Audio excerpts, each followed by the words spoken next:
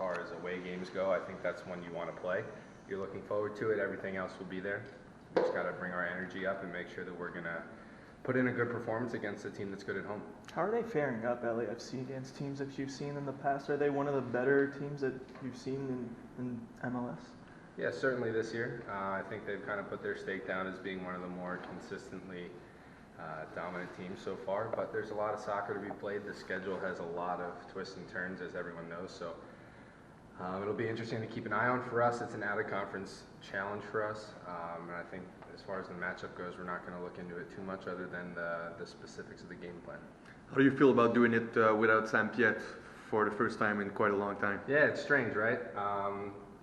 You know, nothing changes for us. Maybe we'll look at some tactical things that we'll try to accomplish and you know, try to make up some space for what Sam leaves behind. But you know, for us, it's business as usual. This is how this works. You have guys sometimes that aren't always going to be ready to contribute when they feel like it all the time, regardless of the rule, whatever it may be, injury. So it's up to the group, up to us as a club to step forward and to put certain people forward to do well. And I think we have a lot of guys ready.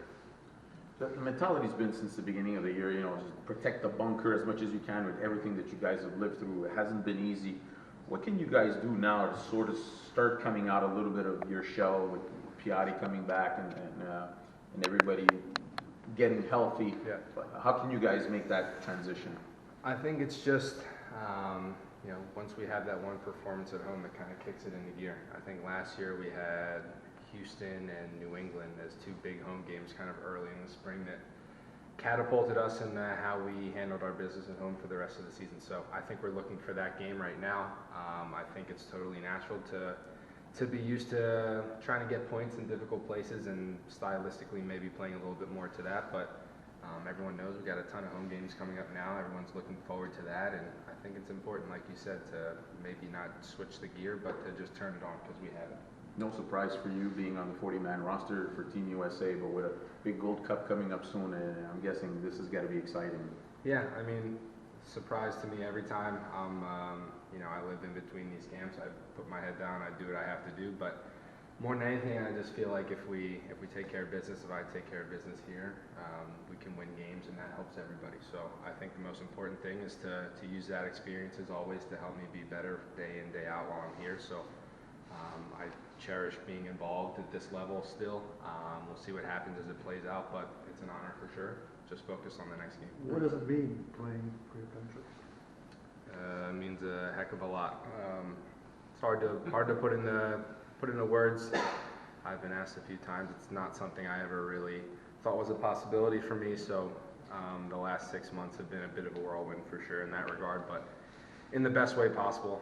It's been amazing, but more than anything, it's helped me take bits of my game to the next level and hopefully contribute that here and make sure we can win. Do you have some sort of ambition for the Gold Cup coming up? Yeah, I'd love to be a part of it. I love to start every game. I love to win the whole thing. That's where I set the bar. I love to contribute at that level, and I know that I can. It's just about doing what I do and make sure that I show up, I'm ready, and that's just what it goes. Daniel, you mentioned a few weeks back that you thought this market was a little bit isolated when it came to MLS, but to see that the national team is not looking so much into who you play for, but how you play, that's got to be cool. Yeah, it's huge. I mean, any American guy that's playing in Canada or has done so for a certain amount of time, you know that it's nice to have people around that are paying attention. And at the national level, I think it's pretty clear the players that they think fit the system best and are in the best form get called in. So I think they, you know, turn over all rocks in their process doing that, and I know that they're very tentative on guys, and it's great. It's a great experience from the player standpoint, but again, for me, it's a great little bit of news. Hopefully things can come of it, but for now, I'm focused on the next few games here and making sure that we can come out with good results. Just going back to that puzzle in the midfield, Ken Kolicki has been working with the top guys, with the starting 11, if I may say that like that this morning. How do you feel he's doing in the past few weeks coming back from injury? Great. I mean, Ken's been one of those guys that's been working hard since he showed up last year. He's, you know, familiar to the college grind and how things kind of work, so it's easy for him to come in and unfortunately put his head down and eat away the days and the different phases of a long injury. And it's, you know, always a pain when it's not a lower body injury. You feel like you can do everything you need to do from a soccer standpoint. So it's been a long road for him. He's been incredibly professional. I think he's just about ready. I think he's been cleared, everything like that. So he's picked up right where he left off. We're excited to have him back. As you know, we've had a lot of injuries, especially in that part of the field. So we're looking to get some sort of consistency, but for Ken to be back in the mix, it's huge. It's great for the group. Daniel, you formed a pretty interesting triangle on the left-hand side with Safir and also Piette in front last year. Now, obviously, this year, injuries and everything, but from the 20 minutes that you guys played together in the last game, do you feel like there's a way that you think you guys can get back to what you had last year together?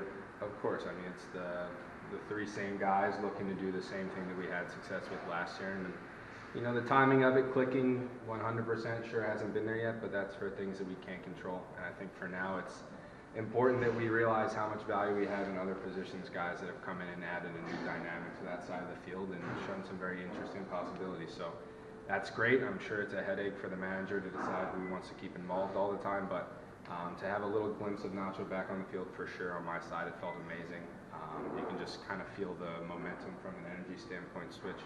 I thought that was big for us in that point in the game. So more of that to look forward to, hopefully. I know things will start to click as they have been in the past, and that's something we can look forward to. Thank you, guys. Thank you, Brandon.